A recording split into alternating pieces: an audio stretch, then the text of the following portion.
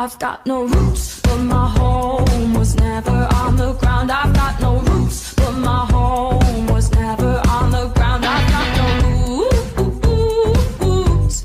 I've got no. Assalamualaikum warahmatullahi wabarakatuh. Perkenalkan, kami dari mahasiswi Institut Agama Islam Negeri Bone, Fakultas Ekonomi dan Bisnis Islam, Program Studi Perbankan Syariah semester 5. Pada video kali ini, kami akan membahas materi tentang analisis rasio solvabilitas.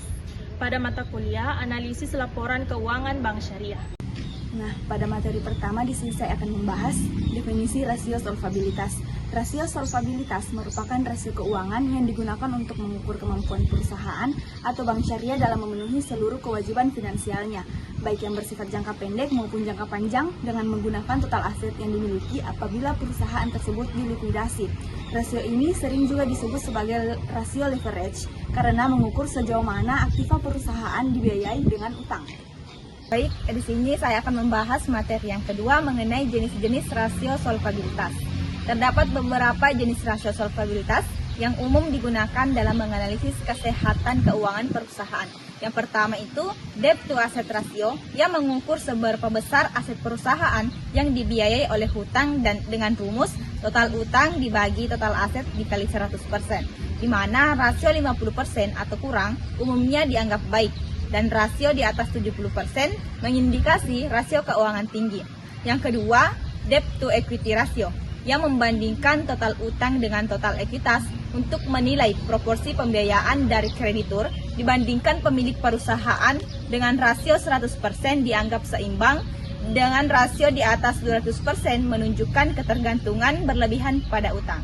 Yang ketiga, equity to asset ratio yang mengukur proporsi aset yang dibiayai oleh modal sendiri, di mana rasio 50% atau lebih menunjukkan struktur modal yang kuat dengan dominasi pembiayaan dari modal sendiri.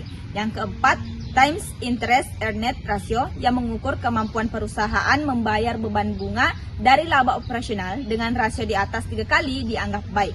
Khusus untuk lembaga keuangan, terdapat capital equity ratio atau CAR yang sangat penting bagi perbankan syariah karena mengukur kemampuan bank dalam menyerap kerugian dan melindungi dana nasabah dengan standar minimum yang ditetapkan oleh OJK sebesar 8%.